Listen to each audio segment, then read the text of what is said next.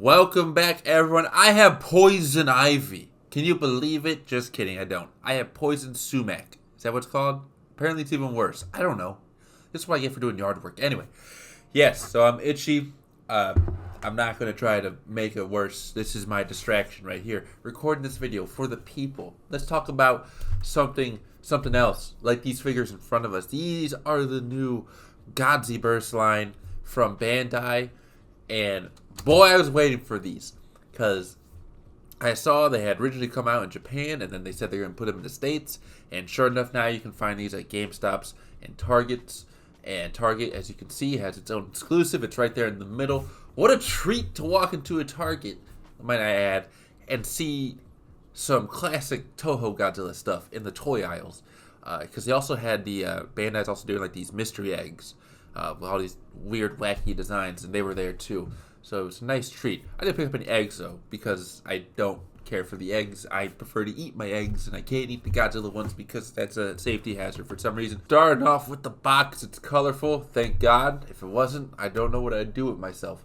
But yeah, it has all the little pictures of all the funny guys on there and all the combinations you can do. There's also a QR code on there if you want to watch a little video, a little fight, if you will.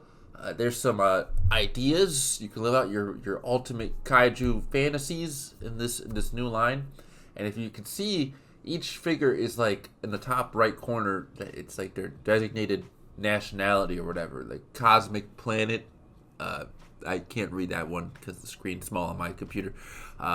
Urine, is that what that says? I mean the wrong one. King Electricity is that one. Fun stuff. Let's look at the figures now. First up, we have a normal Mechagodzilla 1974. We know it's a 74 version because he has the MG insignia on his shoulder, not the MG2. And you may notice, whoa, when did he get the maser cannons on his shoulders like that? Well, I'll tell you, you funny little man, he never did. This is what's cool about this new toy line. They're experimenting with all these different ideas and different accessories. Now, in execution, we'll get to that. But here's the maser cannons on their own. They attach. And yeah, it's like a really, like, look at what Kiryu has in the Kiryu saga with the heavy arms and all that. And they took it and they did like a Showa era version. I love the design. I think it's really cool. Granted, it doesn't stick on that well to his shoulders. And it'll be a running theme with some of these accessories. Not gonna lie to you. So it's kind of on there loosely. And if you were a child playing with these toys, which if you saw right there, they have pretty good articulation, not going to lie, for how small they are. But, yeah, if you were just the lightest smashing against each other with these, and the accessories are going to fly off. So, something to keep in mind if you're 8 years old, or if you're a grown person and like to play with your toys. I don't judge. Do what you will. I wish I still had that imagination. But, alas, I'm old, and I'm covered in poison ivy. It itches so bad. Anyway, here's Kiryu with the black and blue design. I love it. So again, as you know, we did a normal Mechagodzilla. Now they're taking some of the characters and redesigning them a little bit with different colors, and you'll see different accessories that we haven't seen before. Like here we have this. I think it's supposed to be holographic. I could be completely wrong, and I might be, but it is what it. I don't even know what this is. It's some kind of addition, like there's thrusters on him.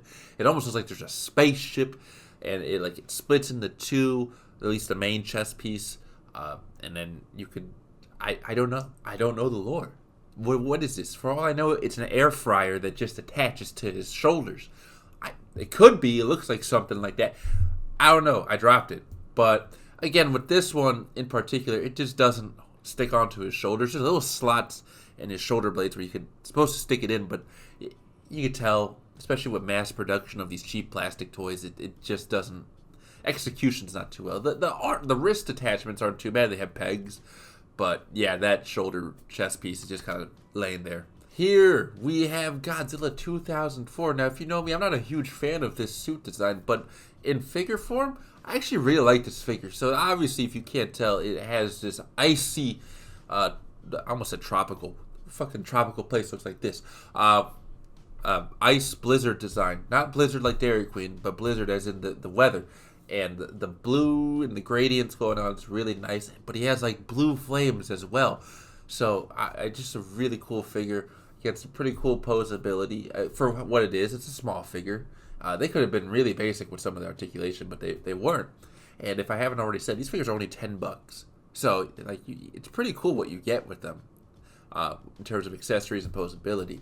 But yeah, I just really like the design. I love the flames. The wrists are a little wonky. They don't hold too well. If you move the wrist, like they might just slide off or like spin over. It is what it is. But other than that, it's still a very cool design. The more I talk, the itchier I get. What is going on? Someone, a doctor, please. Anyway, here's Spacegodzilla. This figure has this really cool, like silver metallic and purple and yellow, even a hint of green in there. But he has one big flaw, and you'll see here in a second. He has these thunderbolts coming out of his shoulders. Really cool accessory. They stick on pretty well. And you can probably tell, you'll see here, it's like they have little pegs too, because you can attach these things onto other figures as well. That's another thing. These accessories right here, there's the peg, can be attached onto other figures and other accessories to do all these wacky combinations and let the magic flow. Here's his flaw though. His shoulders, or his dorsal plates in the back, they fall off really easily. I assume that comes off for adding certain accessories to him, but it does not hold in place very well at all. So it's a little frustrating with this figure. Again, like the accessories are cool, but you could just tell, like, yeah, again, these are cheap figures, and one of the flaws that you get that is like, it's when they just are mass producing these molds and plastics, stuff gets lost in translation, and things don't pan out too well. They don't mesh very well, and you get these accessories that just don't hold on strong. So it's a little upsetting. It is what it is. If I really wanted to, I could just like hot glue it in there, and maybe I will, because you know, I don't see why I would take his dorsal plate off unless there's like some accessory that I'm missing, or some kind of fun little idea that they want me to try with this figure. I don't know, but I might just glue that in, because it is a bit annoying. Here is Blue Thunder Godzilla. I think some of these guys have names that you probably saw them on the box earlier. I don't remember the names. We can make them up as we go, because again, we're living our fantasies. Like the box said, we're living our kaiju dreams. We'll call him Bosco Godzilla. I don't know what Bosco means. For all I know, that's actually something really offensive, but that's just what comes to my mind. Anyway, his accessories, you can see, is a giant fucking mountain of thunder and lightning coming out of his back. It's a pretty cool accessory. It's simple, just plop it right on. I like it. It does its job. You see there's big holes on the side. That's where you can plug in little other accessories like the shoulders, the thunder lightning shoulders from Spacegodzilla. Oh, sorry, I choked. But love this design. I love the lightning going on him. The colors are great on this. Obviously a little wonky with the eye paint, but it's small. Great articulation. Really love, one of my favorites right here, because if you know me, I love the 2000 design, the Millennium design. So it's kind of a no-brainer, but still, they did a really good job here. Gigan.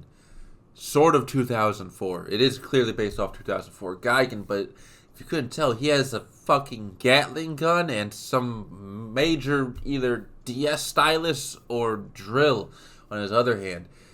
Awesome accessories. I love the colors. It's like Iron Man, red and gold. A little bit of blue in there for the visor. Now, the accessories, again, they're really cool, but they don't hold very well. And I just feel bad for the kids who this is clearly aimed at. And some of this stuff would just fall off. And I can already imagine me being younger playing with these, just getting annoyed and probably just asking my mom to glue them on, which kind of defeats the purpose of what they want you to do with these figures. Like, they want you to get experimental, but it's just, again, some of the execution is not well. And it's just the plastic doesn't hold. So, but just for display purposes, I think it looks cool. Like, here he is. Again, awesome posing. Just looks awesome on a shelf, and you want to do a little bit of photography, you can do that. You'll get some really cool stuff going on here. So I like it. I really do dig this design. There's a black and green version of Gigan too. I don't have that one. I have a few of that's from Series 1. I have a few Series 1 figures that I'll do a video on separately. But this one right here, I think kind of fills that niche, and I really dig it. Last but not least, we have that Target exclusive King Electricity Red Thunder Godzilla. Here he is. Also, I should note, if you notice, his arm's not attached. Some of the legs and arms do not come attached on the figures, so you have to attach them themselves from the box, which is fine. But I will admit, I've struggled with some of these. This one included. Like, I did have to heat up a few of these, so keep that in mind. It's just maybe you're all better than me, you won't have this issue. But I know a few of them. I was like, damn, like this figure's putting up a fight. Like, but yeah, here is the Godzilla. It's based off the Heisei one from Series 1. The Heisei Godzilla figure they did, and they've done a few repaints of this one, but this one is a Target exclusive because it has the Target colors. He's an employee of Target Corporation. I'm just there plugging the hand in. We can imagine it's there. But this one, for $15, you get the figure, the Red Thunder explosion back accessory, and you also get these buildings, little diorama. They're okay looking. It's a cool little addition. Here's the top half of one of the buildings. It's fine. Some of the buildings are a little weird looking, and like it's just a small little plate that they're attached to. But you know what? Right next to the figure, it looks cool. Again, for display purposes, I think it does the job. And it's just like for an extra $5, you decide: is it worth it? Is it not worth it? Would you rather spend the $5 and get a biggie bag? Sorry to break it to you, it costs $6 now. Did I call it a biggie bag? Didn't I say in my last video I don't call it a biggie? Oh no. I contradicted myself. Wouldn't be the first time, to be honest. I don't write scripts. Let's look at some size comparisons here. So these figures on the right, the ones we've been talking about, they're like 3 inches tall, something about that. And on the left here, we have some reaction figures, which are 3 3/4.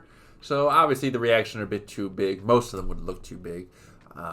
But, you know, maybe, fuck it, maybe in your head canon, because again, we're living our kaiju fantasy dreams. Well, Titanosaurus is just that big. Titanosaurus is pretty tall.